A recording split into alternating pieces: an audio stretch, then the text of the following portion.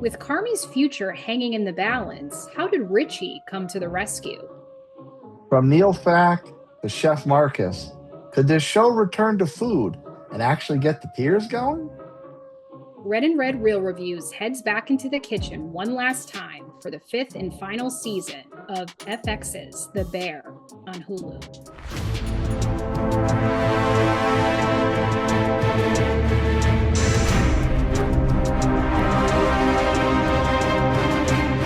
I knew within the first 5 minutes I was going to hate it, but then it was so bad. Ugh. Nobody wants this. Like Literally nobody wants this. Internet's gonna get mad at me for this one. There's no fat elf. Duty, which I can't say without laughing. Duty, like I'm English. John B and Sarah are, I don't want to sound like a loser for saying this, but they're adorable. I'll admit it.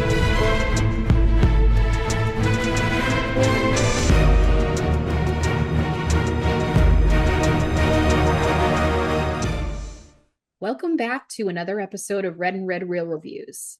Today, we're unpacking the very last season of The Bear. And this is our final review of season 3 of RnR Real Reviews. Before we get into it, though, let us know what you think of the podcast as a whole or a possible show we should cover next season of the show by emailing us at rnredrealreviews@gmail.com and following us on Instagram, RnR Real Reviews. That's the letter N, real spelled with 2 E's. And just a reminder, you'll notice I said next season. So we'll be doing a look back very soon to where we were right, wrong, and where we just plain didn't care about the shows we covered throughout the past year. Okay, so because this is the very last final season of the show, we're taking it back to our old model of the show where we discuss things more in depth. So just want to state, if you don't want any spoilers, please tune out now, bookmark this, and go back after you've watched the entire season 5 of The Bear. There will definitely be spoilers. There will be spoilers. There will be spoilers. And oh yeah, there will be spoilers.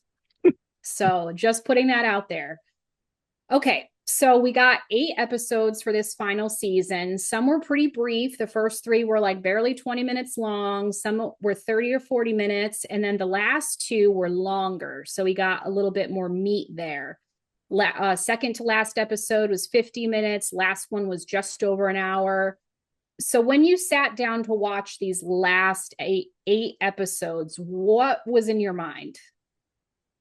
Foremost was just simply, would the bear survive? That like this, there was so much build up coming off of season 4. Carmy's in his usual whirling dervish of everything, and Sydney is this ticking time bomb of emotion and self doubt, like a emotion, like a human cocktail of, is she gonna be able to make it through here? Nat is seemingly always on the verge of a breakdown. And the timer to Unk's financial commitment of this thing is at 000.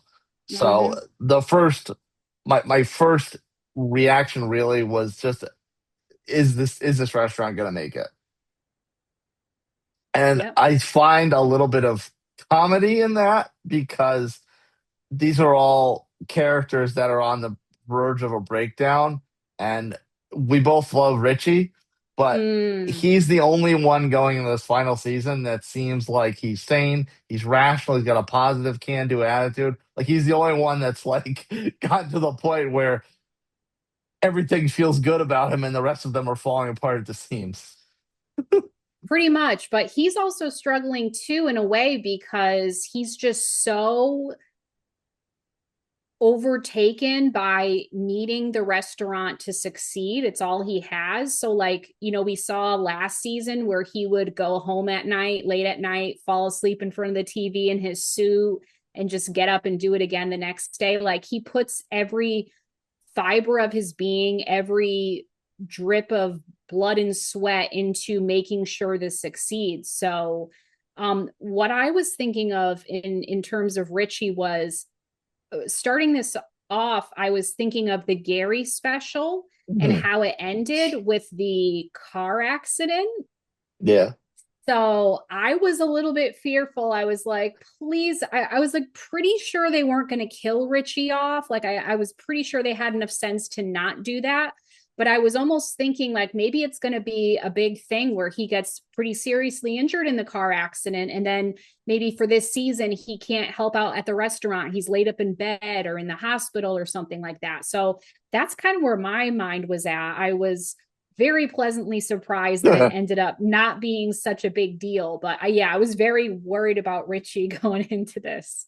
Well, I mean, to tie those two things together, the accident really thrusts him into like a heightened sense of focus, which I think is probably why, like the fact that he obsesses over all this stuff Mm. is probably why he's at this sane and rational level, because he's never had, well, because Mikey was kind of a peaks and valleys level of Mm. emotion and shooting from the hip and this sort of thing. Whereas Richie was kind of trying to, but Richie doesn't have the stability to Mm-hmm. enforce that kind of lifestyle, but he's still trying to emulate that because Mikey was, his idol of Yeah. sorts. So I think the way Richie sees his role at the restaurant is it really gives him purpose to drill in and dial down and all the cliches I could throw out at the moment. To me, that's kind of that obsession is what makes him in this rational sense going into this. Yeah, and I think the thing about Richie is just, and it's been like this since he sort of buttoned up and started being on the straight and narrow. But when he decided that when he was working at the restaurant in New York and decided to start wearing this suit, and where we went through that whole arc of Richie cleaning up his act and like wanting to do well. Um, he means well. He very much means well. He wants the restaurant to be a success, but he literally says, I stay up at night thinking of ways to make this restaurant better. I think about the atmosphere. I think about these little details. I think about the flowers. I think about this and that. And it literally keeps him awake at night because he cares so incredibly much. So yeah, you had Richie you're thinking of, and I believe I'm trying to think of if the very last scene of last season was Carmy quitting, wasn't it? They were sitting out in that, it's not a patio, but whatever the outdoor area behind the restaurant is. Right. And he was, I don't know whether he already had it written up or he was just explaining it in principle, but he was like presenting the idea of divesting from the business, and his stock and his ownership of the company would be split up between Richie and Nat and Sydney. Yeah, so I kind of went into it being like, okay, so Carmy's quitting, or it seems like he's quitting from where we last left off. So what is that going to mean for this last season of the show? And so I realized pretty quickly that we were right back in it. And then in the second episode, that's when we got that big, crazy, awkward moment where Sydney drops the bomb that he's leaving and Yeah. everyone is stunned. That was so incredibly awkward. And yeah, like you said, this season picks up right away. There's really no downtime Mm-hmm. between where we left off and the next day, because we're at the 0 o'clock and they know they have to get Mm-hmm. ready for service, which is this pressure packed service. And also the way they shot this season, where the first 7 episodes are all one day. So it's True. really produced in a real time sense, not not only picking up from where we left off in season 4, but also going throughout all the trials and tribulations of this final service day, or Mm-hmm. what we the audience assume as the final service day, the judgment day of sorts. Yeah, it was an interesting way of doing it. But yeah, that second episode where Sydney drops the bomb kind of sets the stage for the rest of that day and the episodes after that, because everyone's kind of shocked that Carmy would be leaving. So they all kind of have their different feelings about that. And then that just kind of comes out throughout the day at certain points. And then there's certain conversations that are had during the day. So that second episode really, the first episode brought us back into that world, whereas we hadn't, we just picked right back up where we left off. And then the second episode set the stage for what was going down the rest of that day. All right. So though this show is named after the restaurant, the Bear, well, I mean, it starts off Technically as Carmy. beef, so I mean, it's a whole thing, but yeah, it's an onion. But you sort of wonder after 5 seasons of this, is the show really about the restaurant, or is it more about the relationships? And as I was watching this final season, all I could note down was, I would note down like 2 names, and then I'd put like a heart, or I'd put like a cry emoji, the emoji where it's just like the tears streaking. Yeah. That's what I noted. Everything I was noting down was like a relationship or a reaction to like a meaningful conversation that was had. And there was just so many different combos of like touching interactions between this certain twosome, this certain duo.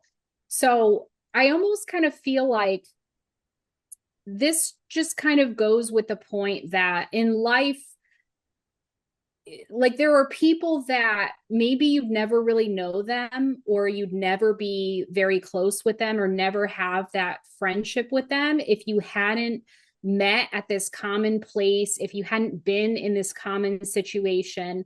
And the way that it feels here is that these people all have their paths coinciding because they've worked at this little old restaurant.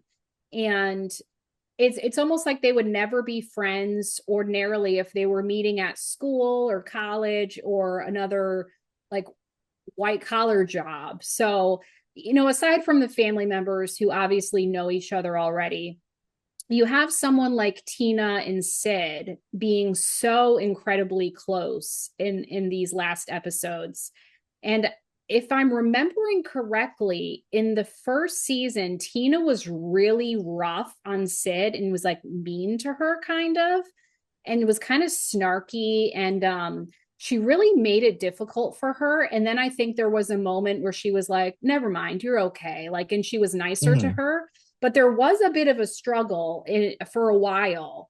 And I just could not help thinking what a long way they've come. And when Sydney kind of looks at Tina and is like, Tina, you're just there for me. Like, she offers her this position of, is it CDC? Yeah. And she just has like tears in her eyes, and she's like, Tina, like you're my back, you're like my number 2, you're my backup. Like, and it was such a sweet moment because I was like, they've come such a long way. Tina was so rough on her in the beginning. Well, it's just funny because CDC, I'm assuming, is Chef de Cuisine, which I didn't even know what it stood for. to my knowledge, Chef de Cuisine is like the top. Yeah. Like the second in command is a sous chef. So I was I was a little confused. Like she got offered Chef de Cuisine. Does that mean that she's like a lead in the kitchen now, or is she just like the second hander? Well, was she a sous chef currently, Tina? She probably filled that role because I think she was kind, not that there are any official roles in the beef, but it kind of felt like she played that role to Mikey, like she was Mikey's sous chef a bit. Yeah, so I think like Tina came from the world of, and I love the origin story from last season or whenever that was, of Tina meeting Mikey. That was like, and she was nominated, I think, mostly for that performance in that episode. But yeah, I, especially when you get those 2 actresses together, like I was definitely tearing up with those moments between them. I was like, oh, they've come so far. Like, it's so nice to see. And I mean, there was a million examples of that. The other example that I thought was interesting, like kind of that, you know, these people are from like 2 different worlds, and like they otherwise wouldn't have met if they weren't in this common situation together. And like we see with the first 7 episodes, as you mentioned, take place in that one day, that the whole team is like really in the trenches together. Like they're really having to come together and get this thing done. And they have to deal with all these bad things popping up and all these, wrenches thrown in their plans. And so when you're dealing with like when shit hits the fan, like you bond a lot with people. And I think that's really what's happened here. So you have, Luca, who's British, but he's very he learned to bake or to make desserts in Copenhagen in this like, elite world of restaurants. And then you have Marcus, who's like very much, he comes into the restaurant on his days off to cook up his little creations. And he just has like a more of a creative approach to being a dessert chef. I don't know what you would call him officially, but I it's crazy how they're able to bond over a common skill, and they're doing it in different ways, and they have different brains that do that skill. And they do butt heads this season because they're so close and they have to literally be right next to each other, like, in the trenches again, throwing together these results, throwing together these desserts with like the little ingredients they have left, and they have to get really creative because supplies are Well, dwindling, inventory is dwindling, and shit gets hard, and they're fighting each other, and physically fighting each other at one point. So yeah, I just their whole like friendship arc this season I thought was really touching. I think that then the dwindling supplies is largely due to Unc pinching pennies a bit towards the end there. Right. Yeah. Um, but yeah, they were. I mean, Marcus is one. I don't want to get to it right away, but Mm, Marcus is one that I kind of had a different take mm, through a different point in the season. But in terms of this surviving through adversity, the adversity of the kitchen mm-hmm. or whatever, Yeah. like mine that I noticed was one that kind of surprised me, and that is Neil Fak, Maddie, Mm, played by Maddie Matheson. yeah. So he's hardly my favorite character because he's really just kind of dopey. And the others, where their care and love for him is genuine, they Mm, almost kind of talk down to him and they treat him do. like he's like he really like a child. He's just a Yeah. large child. Mm-hmm. So there comes this moment where, seemingly by accident, um, he's forced into a situation where he's got to perform. He's got to do or die. Yeah. And with these high profile customers that everyone in the restaurant thinks is the Mm-hmm. Michelin star guy. So, and all of a sudden, he winds up in a genuine conversation where first he's speechless. He doesn't know how to react to these guys other than saying, yeah, yeah, yeah. Yeah. And then all of a sudden, like this natural gregariousness, if that's a word, comes out of Neil Fak. And all of a sudden he like turns into this true epitome of what we think of a server in a high-end restaurant. They're relatable to the Mm-hmm. clientele. They're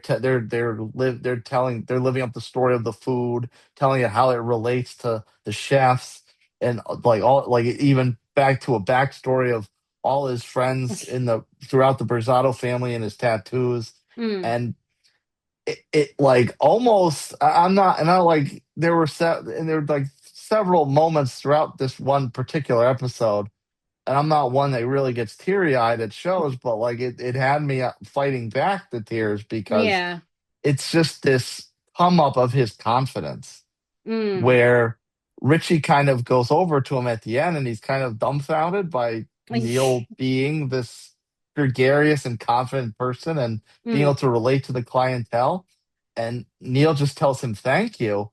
mm, Richie's kind of confused, but it was almost like Richie, in a way where he never overtly said it, mhm. or and at times even just messed with Neil's brain over it. He kind of instilled some kind of belief in Neil that he could have in himself, that he could do this. And like, I don't know whether he looked up to Richie or just had to be Yeah. tapped into this inside power that he had, whatever it was. Like something made Neil just come out in that moment and be this grown ass man, so to speak, that, I don't think anyone really thought he could be.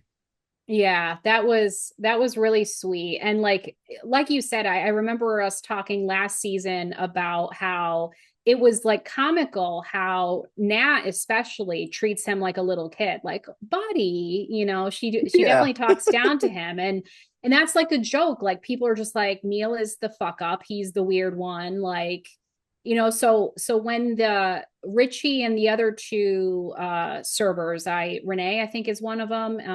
I forget the other one's name, but they're kind of standing across the restaurant. They see him engaging with the weatherman and the Michelin star guy, or who they think is the Michelin star guy. And they're just like, oh my God, he's gonna, like, they're like on pins and needles. They're like, he's Disaster. gonna mess this up. He's gonna mess this up for us. And then they see him start to tell the story and they're like, okay, I think he's we're going to be okay, but they're like sweating it out. And when he comes through, and then as it continues and he's serving course after course to these two esteemed guests, I think like he was grateful that they didn't like snatch him away or be like, whatever, you're on this other table now, like we're not trusting you with that. Like they really just kind of let him loose and gave him a chance for once, and I think that's what he was grateful for. So yeah, I got like, I was like, oh my God, when he thanks Richie and Richie's like, for what? And he says, that felt really good, or that made me feel really good. I was just like, oh, so sweet. I can't. To the point where it manifests itself and they're like deciding who serves the rest of the tables and like who's got the star guy. And and Neil's just like, no, I got it. He's mine. Yeah. He's stepping up to the plate. Like this wasn't just an accident. I can do this. This is my table. Yeah, like not only did he rise to the occasion to get them, because he was they needed somebody to stall because it had been like they needed to get the next course out or something. Yeah. So that's why they were happy that he kind of brought that. They're like, oh, that's a long story. And they kind of brought him, he kind of brought them through this whole story about the Yeah. tattoo and whatnot. And they were grateful for that. But so they not only let him run with it, they also gave him the confidence to continue and to be like, I can, like, this is a rough situation we're in, scrambling around and having to get people in and out of this restaurant and deal with the influx, but like I can handle it. Like we're going to be okay. Like I got this.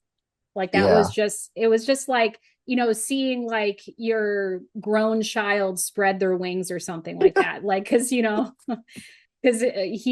is like a child, so it's like you're seeing him succeed and you're proud of him, like you're genuinely proud of him. He's their child. It's their child. Oh, so sweet. They grow up so fast, don't they? Yes.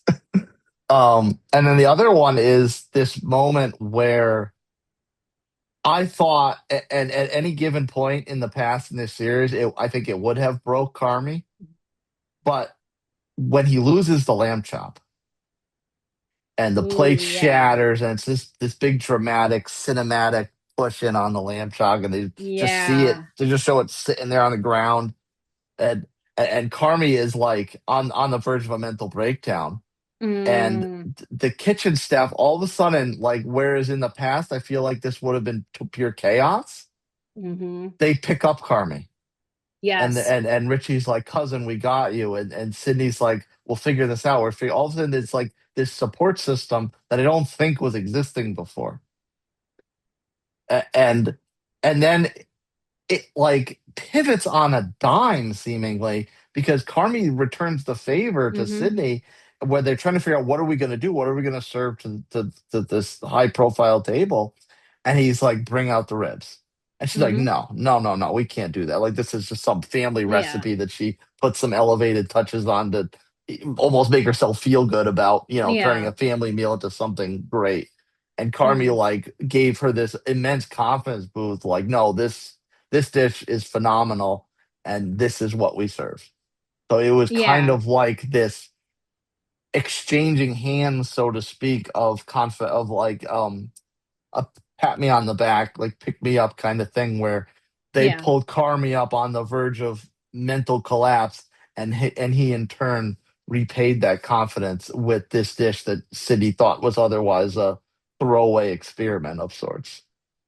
Yeah, and I think that you're wondering when you see the lamb chop fall on the floor and it just shatters so dramatically, you almost think that you're like, wait, he's gonna lose it or he's gonna be very upset with him, like just like disappointed in himself. Like, how could I let that happen? I Yes. think he's so from his background, he's so conditioned, like because of him working for the Joel McHale asshole um and that Yeah. big important restaurant, like if somebody drops a plate, they're probably like have their ass handed to them, you know what I Yeah. mean? So I think that's like the anxiety that his career was built on. So I love how this season there was more of a give and take with support of like when Mhm. people are having a moment of doubt, there were the other people there to say, "Hey, it's okay. Don't worry about it. We're gonna back you up. Like we've got you. We've got your back." To like you said, pick them up or build them up. And yeah, there was it was nice in that moment because Richie comes into the room and he heard the plate break probably, and he's like, "What's Oh going yeah. on in here?" And then the way that they just all kind of like just keep the situation calm, keep the situation mellow, and they're like, it's okay, it's okay, it's Yeah. okay. Like, you don't need to blow a fuse, you don't need to freak out. Like, this happens, like we're all busy here, like we're all having to deal with this. So like just think about it for a minute, just bring it in, and like it'll be okay. And the proverbial fly on the wall of this couple that had been ushered into the kitchen just to clear a table. And they're Oh my sitting and they're god. witnessing this entire thing. And they're like, they didn't say a word throughout the entire interaction, but you could like see this like sense of awestruck on their face. Yeah, you know what? That couple, the Marshalls, I believe, that whole thing was kind of funny to me because it was comical in the fact that they were always around and like they were like lingering way too long, and like Yeah. they were definitely in the way. They were irritating Carmy, they're annoying Sid, but ultimately like this is all Richie's doing. Richie is coming up with these ways to give people like the best, most creative, most unique customer experience. And like he's really good at it. And they left having like, it was so hilarious the way that the guy was just like, yes, chef. Like he was Yeah. so like into that world, like after he spent some time with them and seeing the staff and how it works. And he was like totally enthralled by what they had going on, and he left being grateful for that experience, even though like they like he couldn't really see that they were getting irritated with him, I think. And Richie does that. I don't think planning to do that. I think Richie is trying to solve a problem. They need to clear it. The restaurant needs to clear a table. What do Yeah. I do with these two people? So it's all like he's not like like maybe he has some spark of inspiration, like they would really like this because they were so into the food. But his goal is just to keep turning over the dining room. So it's like part accident and part design of him manifesting that situation.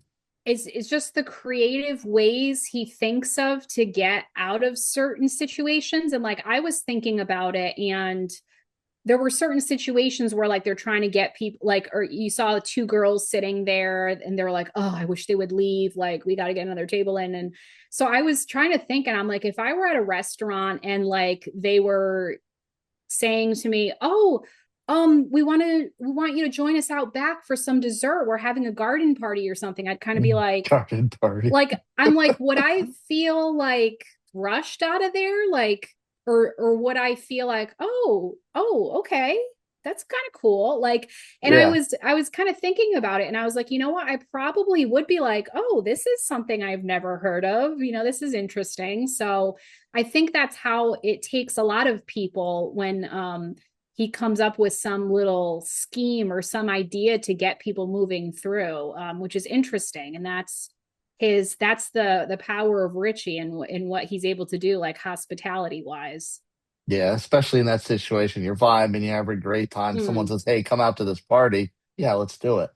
yeah. Um, Now the third one. Now it's funny you said like the show in food versus relationships. To me, I think that was kind of settling in over the previous couple seasons, whereas the first two Mm, seasons were more yep. food centric. And I felt like this final season, it was brought back to food.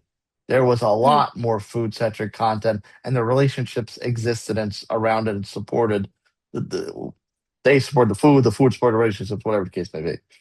But back to Marcus, and I think because Marcus's ability with food is something that gave him such a purpose that when he mm-hmm, has this reunion with his father, mm, the special treatment of the dessert, when he finally brings out, and his father has been very quiet this whole meal. Richie mm, pulled some strings to make sure he could have a table and enjoy his son's food. And so he's been very quiet this whole time. They kind of show him in like pans as the the the staff is serving other tables, and he's mm, just kind of observing this and living in the moment. And he's kind of in awe of this concept that his son is a part of. And Luca comes out first and serves a couple dishes. Then mm, he leaves. Marcus follows and gives the banana split. And his father is just trying to have this emotional connection, like there's so much we need to talk about, and he's like, no, no, no, eat the food, the ice cream's gonna yeah. melt.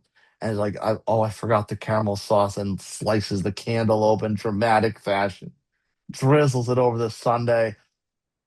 That whole scene damn near broke me. It was just the fact that there was such an emotional heightened sense between Marcus and his father, Mm, and all his father wanted to do was talk to his son about this. And his son said, like, the only way, like, the best way that he felt his father could have honored what he was doing with his life is by his father eating his food. So he was just like, here you go. It just, no, enjoy this. We've got plenty of time to talk. You eat. yeah. I was literally mouth agape when he cut the candle and was like, oh, I forgot the caramel.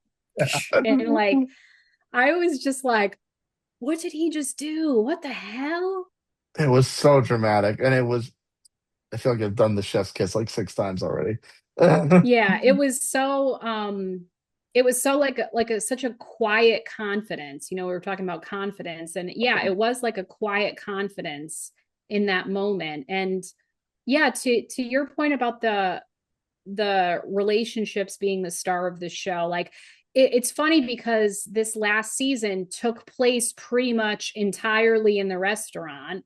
Mhm. Like previous seasons they had people, Sydney, they had that episode of like her and her cousin or whatever, like, that was outside the home. Like there were a lot of scenes outside the restaurant in the past, but this was all anchored at the restaurant. But it was funny because it's like the more the concern is about the restaurant, is the restaurant going to stay open? Can we make it? Are we going to run out of money? Et Mhm. cetera, et cetera. It's like the more that the concentration plot wise was on the restaurant, we had those relationships like seeping into that, where how all the people who work at the restaurant are able to do their jobs and able to come together is because of their relationships and the way they feel about each other. Right. Yeah. Just So that all was, around, all around. That whole episode. Oh my God, I love that episode. yeah, that was a great episode.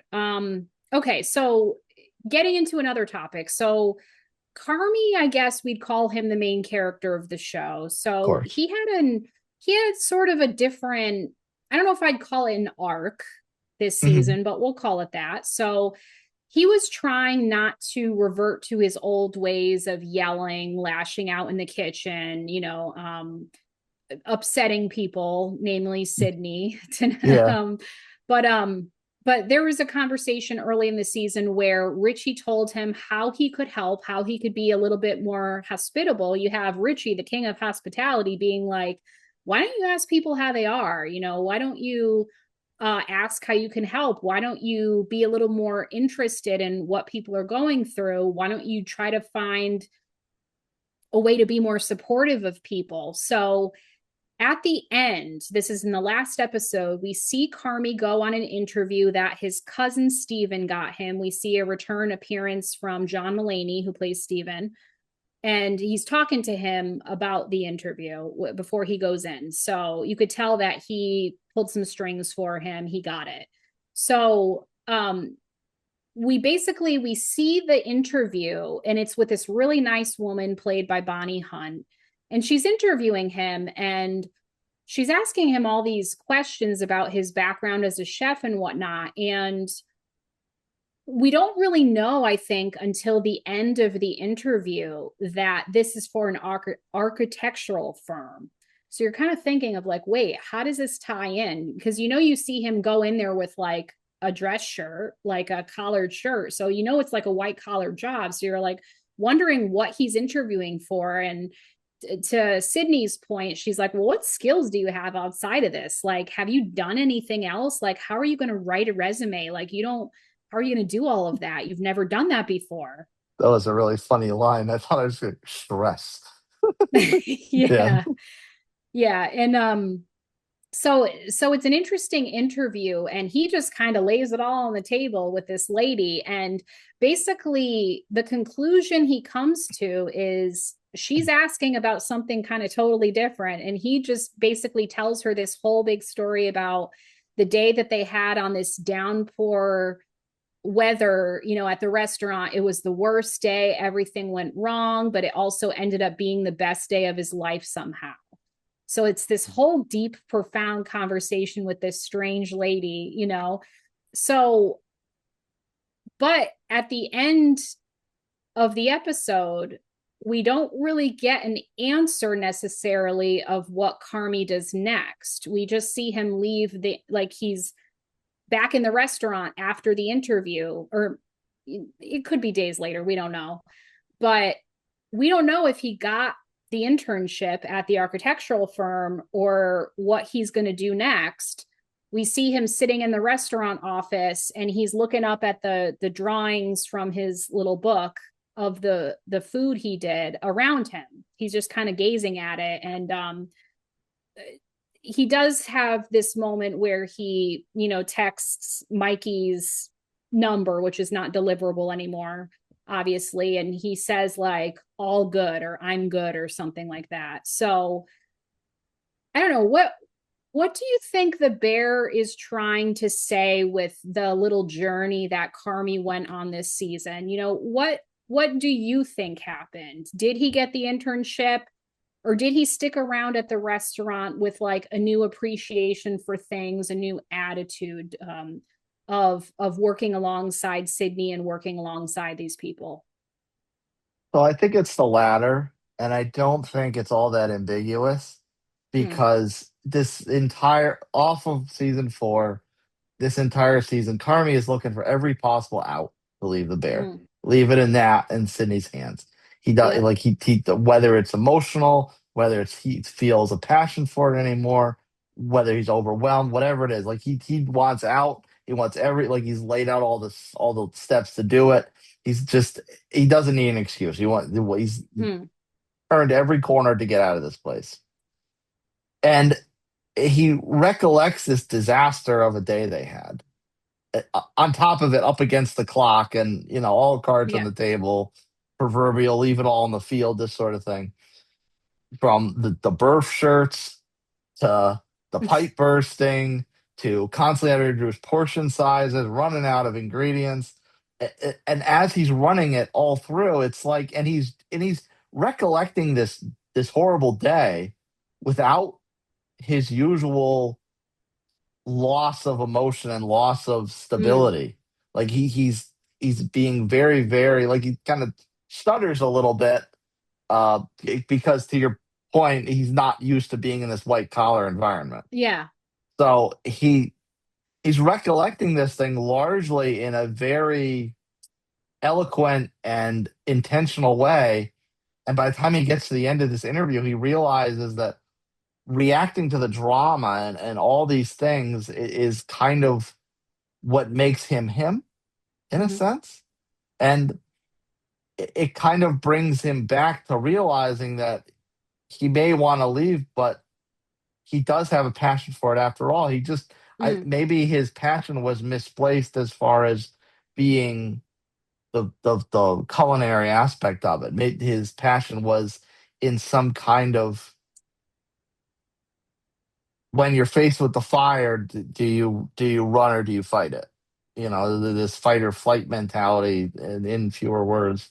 Maybe that's where his passion was and how he reacts to certain situations, and all the trauma of his upbringing, of the upbringing and the chaotic Mm. family nature that had kind of gotten in the way of him being able to rationally set everything apart and kind of delineate things in his brain. I think that realization was what led him back to realizing that was where he needed to be. Mm. And just the fact that he's back in the restaurant, in the office, dressed up like they're ready to start another service, Mm. I think was confirmation that, like, that he's staying. That's what I took it to mean too. I mean, we don't have a clear cut decision made where it's like we got this internship, like, and to be fair, with an internship you could also work. So like, I mean, we don't know if that's the case, that he got the internship and he's still working at the Bear. I mean, we have no idea. But I kind of took it, I took interpreted the ending how you did, but for a different reason. Like I think that was interesting. You said that it was him realizing that he did have a passion for it and it was like misplaced. That's interesting to me. Like I almost feel like maybe, sometimes you're chasing something thinking it's going to make you happy, or like once you achieve something, aka once you get that Michelin star, you'll feel something and you'll be like, oh, I made it, and he realized he'd been working towards something, and when he actually got what he wanted, he didn't feel fulfilled by it. But yeah, I think that in that interview, and to your point, realizing he had a passion, he's talking to the interviewer about how he got into food because he was interested in the colors of food and how it changed, how the food color changes when you cook something. So that was sort of an interesting angle to it. So you can see obviously that he's fine where he is, like no matter what happens. When he sends that text, it's a confirmation that, like, okay, I'm comfortable where I'm at. I'm not like looking to run. I'm not like, I don't have anxiety about what I'm supposed to be doing. um so my thinking is, yeah, I think he still works at the restaurant, but maybe it's like a little bit of a different capacity. Like maybe there's something in his passion or something about it that he can take a different angle on and help in that way. Like maybe he figures out maybe he does or doesn't want to be in the kitchen. Maybe he wants to come up with the meals and he wants to draw them out in all the different colors, and like he wants to make an art thing of it. um so yeah, that's what I was kind of wondering, is like maybe there's a different capacity. Or when he heard about the beef franchise idea of Ibra's, he seemed sort of excited about it. So I was kind Very, of thinking, yeah, so very. I was kind of thinking, like, would that be something that he would want to like take the helm on and like maybe have something to, and I was, of course I'm thinking in my mind, like there's also a possibility of like, what if he did get the internship with the architectural firm and like then he's working at the Bear on the side, like maybe that would give him the skills he needs to be like, okay, we're going to figure out this franchise thing, and like I'm going to design these franchise the beefs, or like maybe he could bring something different to it with the new skills he acquires. like that he realizes he's part of it that interests him is like the art, the drawing, the more creative aspect of it. Like maybe it's not the food itself, it's like what you can make with the food, almost like what Marcus was telling him about. Oh, I get all my ideas for desserts from movies that I watch. And Carmi's like, what? Like I think that because, and the way we saw him interact in the kitchen throughout the season, mm, I think he may be in a situation where he goes strictly back to just executing. He doesn't have to worry about mm, planning anything out. He doesn't have to worry about a leadership aspect. He's just an true. operator. His abilities and his skills can be put in the arena that they're best served. Like, because we saw how he had to flip on a dime when the lamb chop was dropped and think, what do we serve? Let's do the ribs. And when they were out of bread for that one table, when Richie miscounted the desserts and he ran over, it's like, we don't have brioche, we cannot do the sundae. And he instantly like flips the switch and he's grabbing ingredients and Mm, he's throwing together a pan and he makes this like beautiful little thin bread crust yeah. to serve as the replacement for the brioche. And it's just like Carmy in his element is that drop of a dime, execute without thinking, so to speak. It's his um not influence, intuition, for lack of a better word, Yeah. is best served Instinct. as Yeah. instinct. Thank you. Yeah. His instinct is a second nature, and that's where his brilliance is shown. And I think to your point, he realizes like maybe I'm not meant to be a leader. I yell at people. I don't know how to contain my emotions, my anger, my frustration. So I I think, and I believe it's Nat who says it at the end. She says, Sydney, you're a captain. Hmm. That's who We you have our are. And captain. yeah, everyone realizes that she's the best person to steer them in the right direction, and they're gonna be successful with her at the um in a leadership position. So I think he's discovered through all of this that okay, maybe I'm not the best leader, but I can contribute in other ways because I do have that instinct to perform when shit gets hard. I have that second nature. And I love, love, love that text message part of the scene so Mm, much because it doesn't hurt that I think John Bernthal is extremely underrated in his uh, in his profession. But the fact that we could see Carm, it's not the first time Carmi's tried to text Mikey because yeah, there's a thread of blue bubbles with undeliverable next to them. yeah. So the fact that he said "I'm good" to me was this closing of this arc where Mikey left the restaurant to Carmi because he knew it would be best for Carmi. He knew that Right. was what Carmi needed.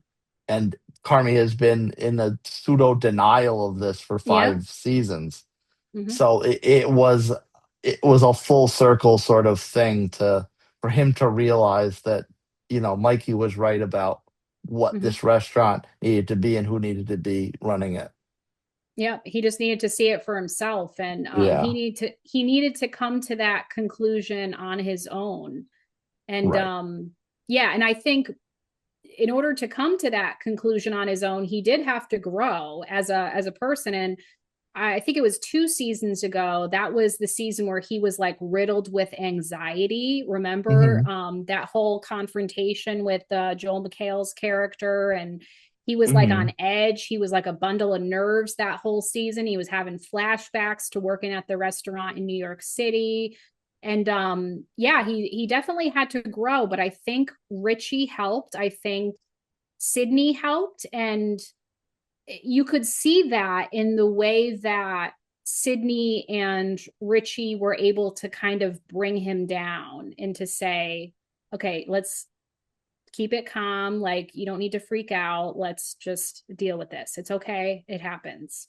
And Yeah. yeah, but I just thought that was, you could see definite growth in Carmy. I think I feel like Carmy sort of had a reputation with this show of being like frustrating to some people, where they're like, oh, he's just all over the place and he's so angry and he lashes out at people and why can't he get his shit together and blah blah blah. And yeah, I think it was a satisfying journey this season, but it wasn't unrealistic to me. It didn't seem like it came out of left field. It seemed like a natural evolution where he was kind of realizing, like, maybe the way I approach things is kind of like not great and I need to do better.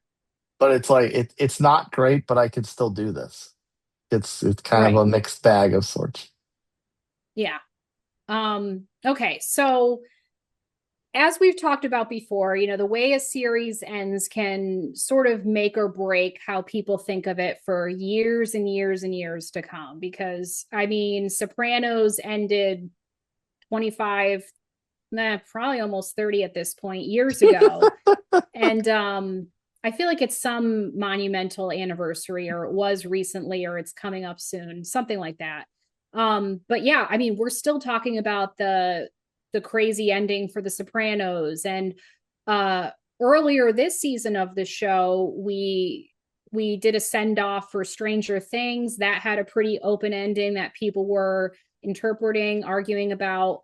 So if you were to think of The Bear in the last season, the series finale, like 5 years from now, what do you think you would remember from it? Like, what are the moments that would still be playing on repeat in your mind when you think of this show?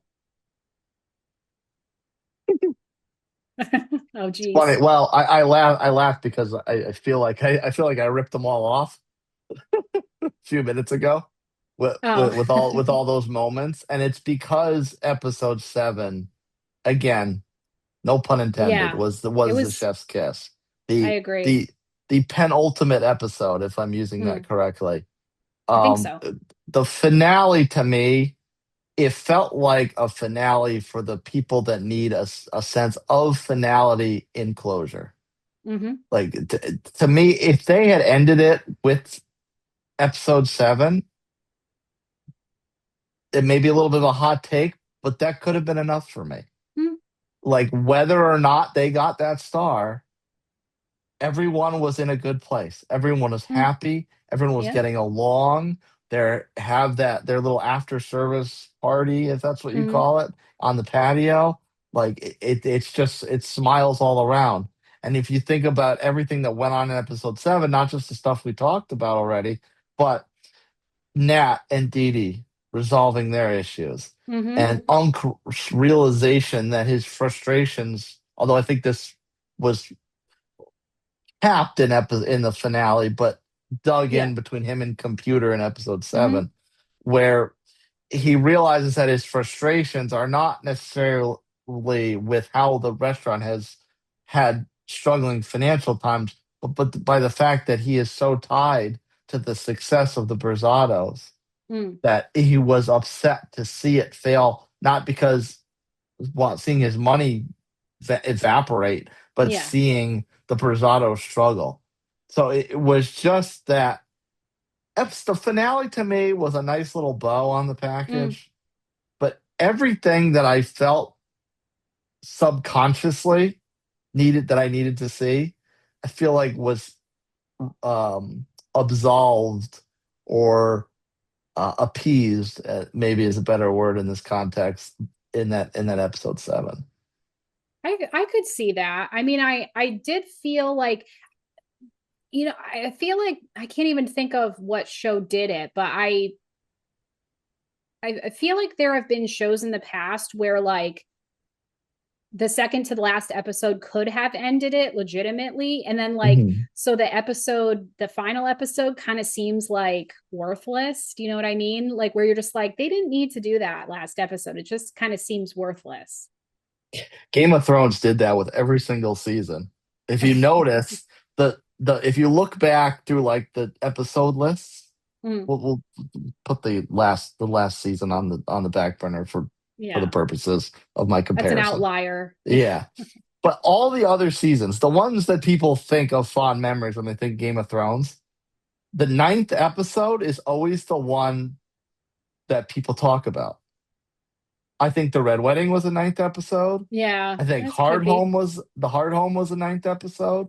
Battle of the Mm, Bastards was the ninth yeah. episode. It's So always like a that's battle or a big event. yeah, that's not a foreign concept. That in the past other shows, the penultimate episode is the one that people remember and have the fondest memories of.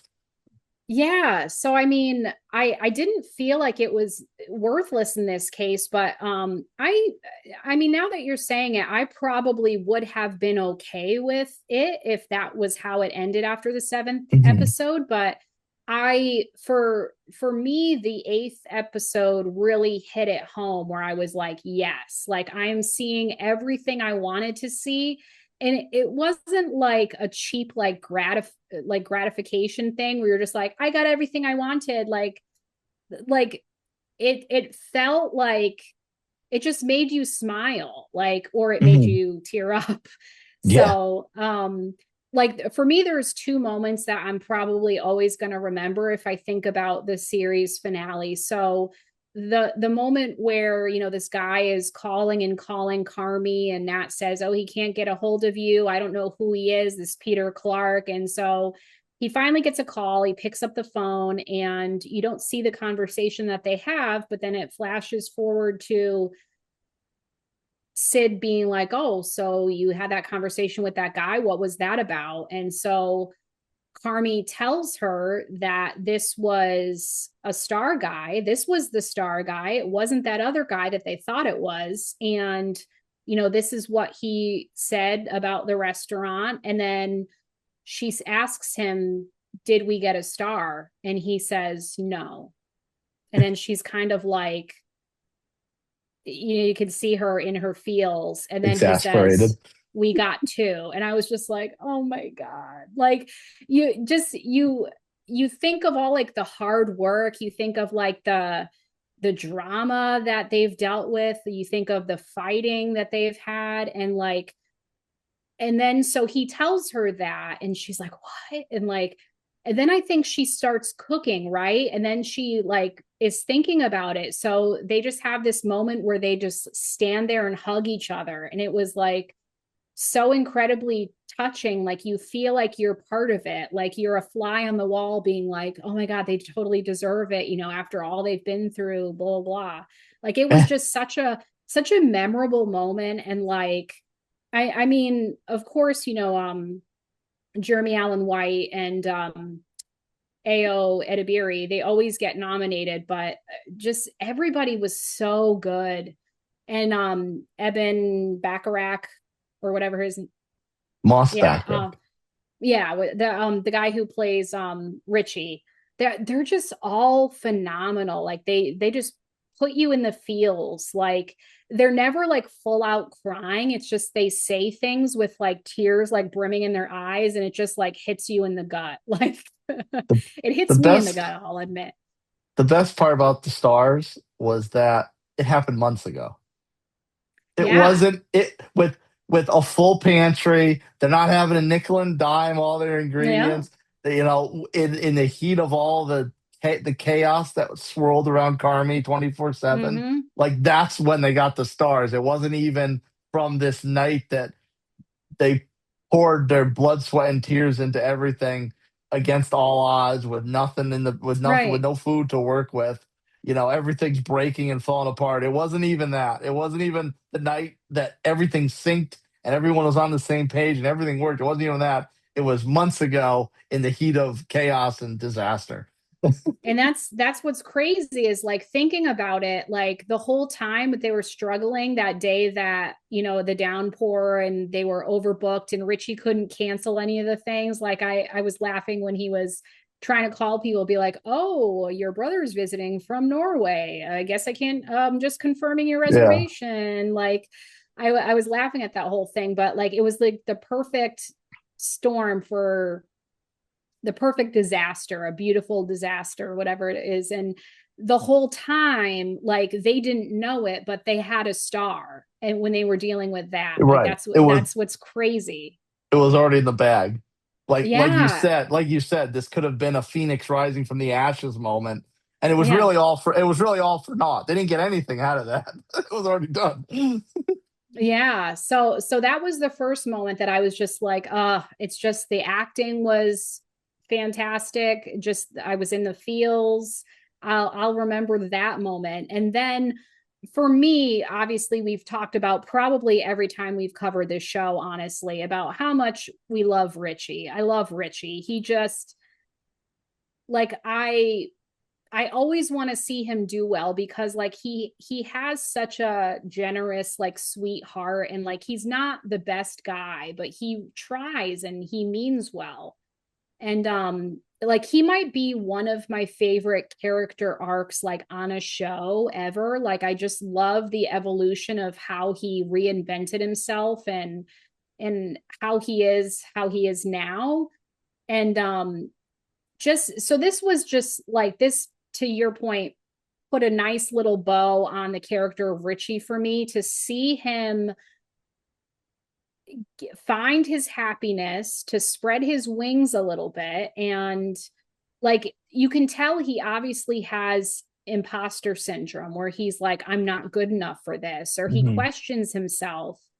And he has this whole freak out where Nat says that there's a conference or a seminar type thing for hospitality that a prior guest invited him to in Japan. And he's like, oh. And she's like, oh, well, I'll tell them you're going, right? And he's like, yeah, I don't know. Like, I got stuff to do. And he kind of plays it off, but you can tell he's doubting himself and he's scared. And that's the reason he doesn't want to do it. And then later we see him kind of he's in the freezer or something, isn't he? And Carmy comes in and he tells him, and he says the reason he doesn't want to go is because he's never taken a flight before. Yeah. And I just could relate to that because like I didn't take a flight until I was 19 years old. And all the time through school, I always had, classmates saying like, oh yeah, my family and I went on vacation to Hawaii and I took a flight when I was 7 years old and blah, blah, blah. So like you feel kind of like an oddball, and I think that's how he feels. He feels like, oh well, I'm not important enough to attend this thing in Japan. Like, who am I? I'm just this guy at a restaurant like trying to figure out how to make the restaurant successful.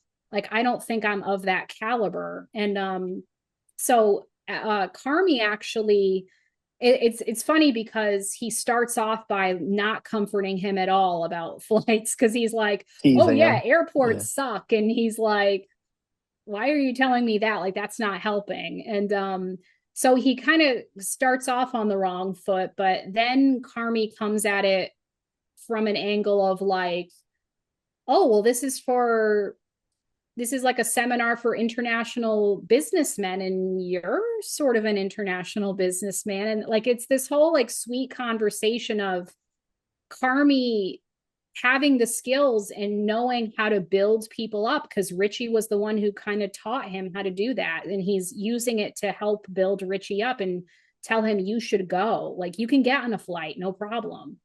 And the fact that when Nat presents him with the invite, it's Mm, not even from a guest after the inception of the bear when Richie has his shit together and they're serving all this high end stuff. It was customers from the beef days when right. Richie's rough around the edges and yelling F this, F that in front of customers and all this. And like to realize it was maybe that was kind of, as Richie's evolved, a lot of the evolution is when he's put a little more shine on himself. Mm-hmm. And to realize that something so profound that he's about to experience came from his rougher days. Mm, Maybe that's a little mind breaking to him. I think what makes Richie so endearing is one, he's got an extremely hard work ethic, regardless, mm, and he's very loyal. So mm-hmm. regardless of all kind of the lesser opportunities and hands that he's been dealt, there's no one that outworks Richie. Mm-hmm.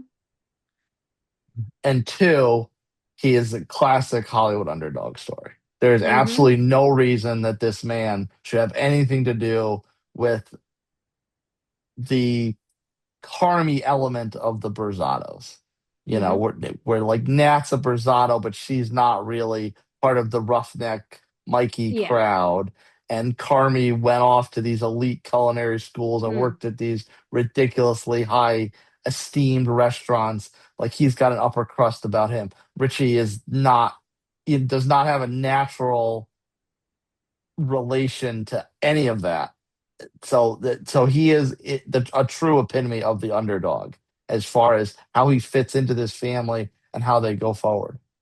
And he doesn't see himself as like a big, high and mighty, like he doesn't have a high opinion of himself, which is sad. But like, I think he gets there and he realizes that he deserves happiness, which we see a little bit of that earlier in the season when he like, you know, brushes the hand of Jessica, who's like I don't know if you'd call her a hostess. I don't know what her title is. Again, I don't know if they do titles, but yeah, I loved that little like flirtation with Jessica and how Sydney could pick up on it. And I love the moment where they're kind of giggling about it. And then I think Carmy comes in and he's like, what are you guys talking about? And they're like, nothing. And like, they're just like laughing about it. And she's teasing him about it. She's like, I saw you. I know what you're doing. Like, she knows that he likes Jessica. She talks to Jessica about it. It was like, oh, like, you know, what's going on there? You know, and to see Richie on a plane and then someone touches his hand and you see it's Jessica, you're like, yes, this is like the best outcome that ever could have happened. Not only do we get Richie spreading his wings and literally spreading his wings because he's taken a plane, but he's also like, it makes sense because, you know, Jessica's involved with the business and she wants the business to do well. She comes from the restaurant world. So like, it makes sense that she would be going to this seminar with him. And like, that's just the perfect situation. I think it was a service or a nod to the fans of the show that for as much as of this show is about Carmy, about Sydney, about the performances by Jeremy Allen White and Ayo Edebiri, the fact that they ended the show on a shot of Richie, I think is a hat tip to the audience. Yeah, they're like, we know you love Richie. We got you. We're going to give him a great ending. Don't you worry about it. Yeah. And don't you worry about us. So if you enjoy listening to our show, we would appreciate if you gave us a 5-star review and let us know what you think of each episode. Also, be sure to hit the follow or subscribe button so you know when new episodes release. Next up, we mentioned that little wrap-up we're doing of season 3 of the show. That's on the horizon. Until the next Real Review, RnR signing out.